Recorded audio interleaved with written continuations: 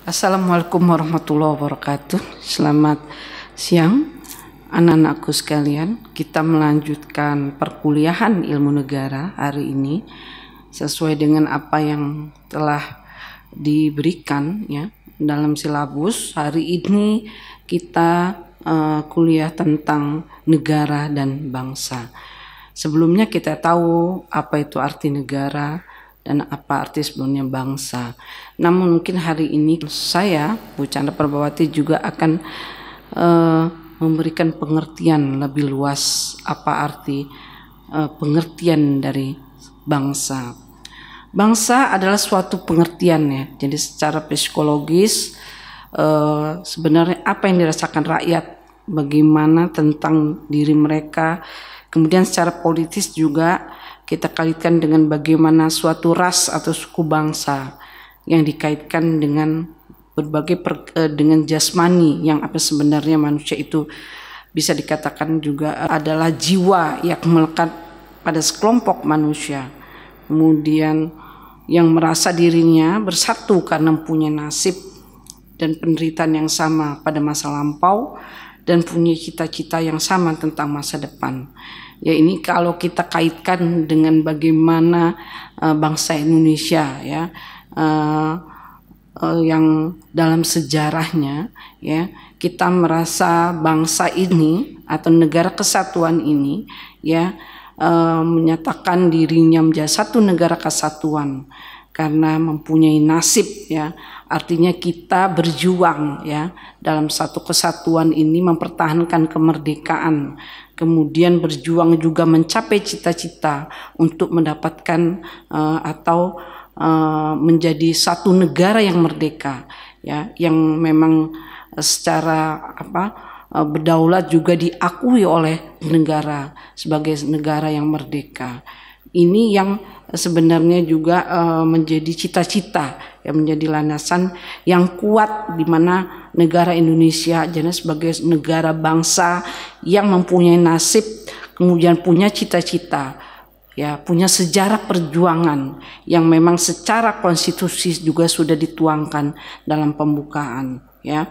Jadi artinya pandangan ini menetapkan bahwa bangsa pertama kali itu dipersatukan oleh hal-hal yang bersifat ideal, artinya persamaan nasib, cita-cita, kemudian secara psikis gitu ya, perasaan dan kesadaran kehendak ya untuk bagaimana tujuan negara itu, dalam artinya bagaimana sih sebenarnya negara itu akan merdeka, kemudian ya yang bersifat hal-hal yang menjadi tujuan negara ya. Sebagai bukti juga adalah bagaimana sih sebenarnya Indonesia ya mempunyai suku bangsa ras ya yang semuanya itu sebagai satu kesatuan ya, yang kita katakan bahwa negara RI itu terdiri atas berbagai suku bangsa. Suku-suku inilah yang menjadi bagaimana Indonesia ya melihat karakter ya adanya Bhinneka Tunggal Ika yang diidentitaskan sebagai satu suku bangsa ini menjadi satu kesatuan ya, menjadi negara yang kita mempunyai identitas dinamakan negara Pancasila. Jadi kalian juga sebenarnya mungkin sudah melihat ya bagaimana sih kalimat bangsa itu melekat dalam satu kesatuan ya di dalam satu negara. Nah itulah. Namun istilah bangsa itu sendiri sebenarnya terjemahan dari kata nation ya. Kalau kita lihat ini ada bagaimana sih sebenarnya istilah bangsa ya adalah terjemahan dari kata nation, dan nation juga berasal dari bahasa Latin yaitu natio yang artinya suatu yang lahir. Artinya kelahiran dalam suatu negara, misalnya di Indonesia. Ya perkembangannya kita lihat itu artinya konsep bangsa itu memiliki pengertian yang dalam arti sosiologis, antropologis, dan politis.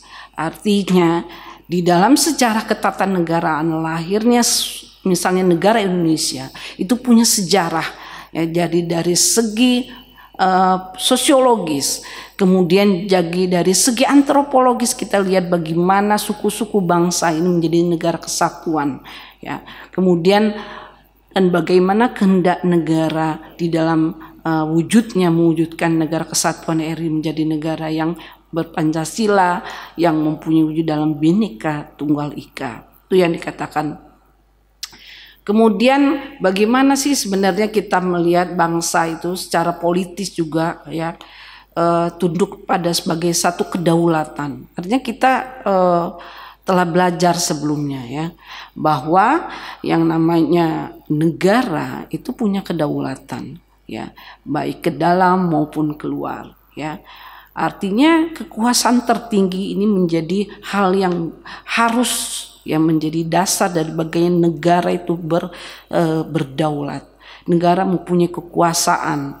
Artinya kekuasaan tinggi ini bisa dilaksanakan, semuanya didasarkan atas konstitusi.